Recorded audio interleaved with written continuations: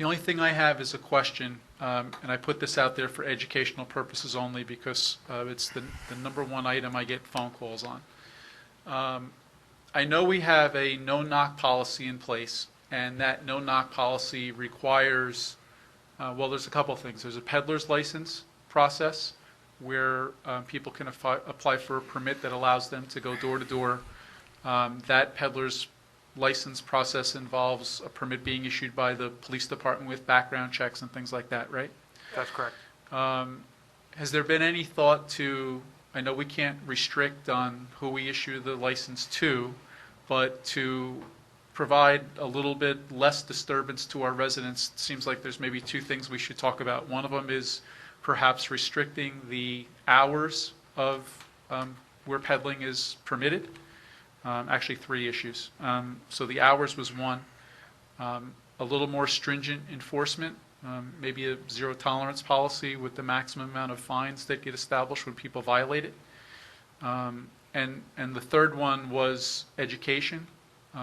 Everybody that I speak to that's complaining about an increase in peddlers within certain areas of the township, virtually none of them are aware that we have a no-knock policy in place, and where a resident can apply on the website to get the sticker, which would mean that if anybody violated that, they would the person doing the peddling would automatically be subject to a maximum fine. So can we put together a program or have a discussion about what we can do about any one of those three things? Better awareness, reduce the hours, and get people to sign up for.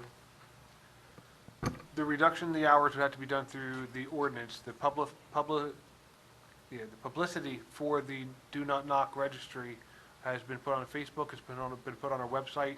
The clerk's office will have a table set up at Howell Day where residents can sign up for the Do Not Knock registry on that day. Okay. And we can certainly encourage our code enforcement to not give any more breaks or warnings on it and just issue summons from the first violation.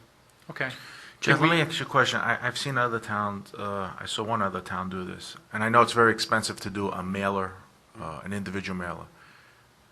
Can we put it in like the sewer bills or tax bills or some kind of another mailer that goes out? Maybe the clerk's office could prepare basically what the no-knock is and what the, Sure, we could do that. We frequently add some kind of added information with regard to the township and the various sewer bills, tax bills, and such. We could that should So be maybe that's something we can do. And I did request it to be in the next issue of the connection, the community connection. I think it is. Right. I'm pretty sure Mr. Fetcher told me that he already has a blurb in there about it, but Right. the tax bill is a good idea. We get a lot of exposure that way. So as a governing body, are we interested in reducing the amount of times that solicitation is permitted? I think it's a good idea. Yeah. Right, I can tell you right now, the timeframes that we have in place are 9 a.m. to 9 p.m., Monday through Saturday. Okay. No canvassing or solicitation or distribution on Sundays. So what you can do is give me a recommendation or give me some direction in terms of what you want those hours to be. Can I ask you a question before we even go there? Is there any provision in the ordinance where residents can post a sign saying no solicitation, and is a violation of that request would be considered a violation of the ordinance? No, it would have to be the posting that we approve by the no-knock ordinance with the sticker, right? Yeah, that would be for a violation of the no-knock registry. If you Okay. put no trespass on your property, then they shouldn't come onto your property and knock on your door. Right. McKenna, I do know there was some legal law cases that talked about times. So if to the mayor's point, if we could recommend, like, say, from 10 a.m. to 5 p.m., if that's within the guidelines, would that be acceptable to the? Yeah. I'm going to look at 5, but I think 6 p.m. or 9 to 5. Can you just review that Yeah, if case five law? is preferable, but if 6 is the law, because, like I said, I do know there is some Monday through Saturday?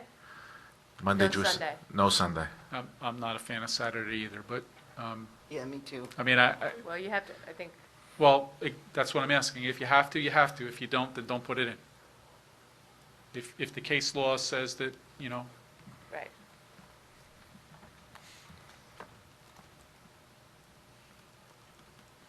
So if we get complaints about it today, because I do get complaints about it, are we on board with saying that we're now establishing a zero tolerance policy for solicitation that's occurring without proper permits, that has become harassing in residential neighborhoods, and that if someone calls code enforcement, that once Or discovered... PD, both can enforce.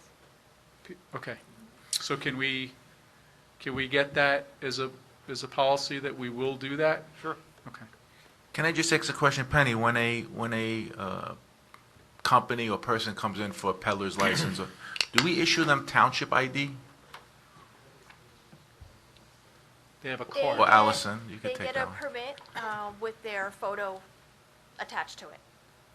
And they are required to show that to someone when they knock on someone's door? They're supposed to have it on them to provide to the individual. Okay. Okay. And So that would be that's- considered is that considered a violation of our ordinance?